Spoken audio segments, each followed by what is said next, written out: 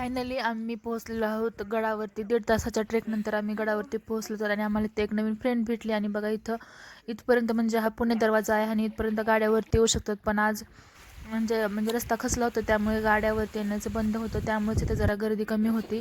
आम्ही विकेंडला आलो होतो त्यामुळे आम्हाला वाटलं तो खूपच गर्दी असेल. पण म्हणजे रस्ता बंद असल्यामुळे जेवढे म्हणजे ट्रेक करून येऊ शकतात तेवढेच जण आले होते. बघा ही आहे तोफखाना आहे हा. आता आम्हाला इथून पुढे जायचं आहे. बघा ही आहे घोड्याची पागा.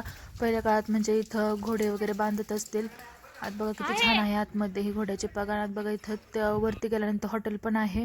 कोंढाणेश्वर असं हॉटेल आहे. तिथे तुम्हाला म्हणजे खायला प्यायला व्यवस्थित छान काही मिळू शकतं. पाणी वगैरे घेतलं आम्ही आणि तिथून पुढे गेलो. बघा इथं विहीर होती आणि वातावरण बघा किती सुंदर झालेलं आहे. खरंच तुम्ही या सीझनमध्ये या एकदा. शिवाजी महाराज की जय.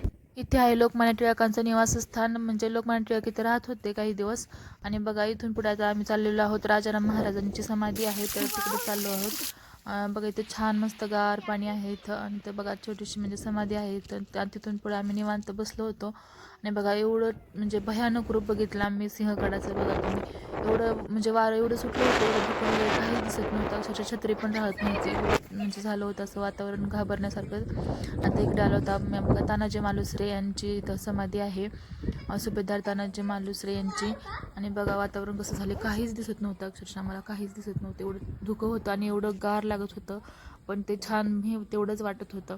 खरंच तुम्ही या सीझनमध्ये इकडे नक्की या.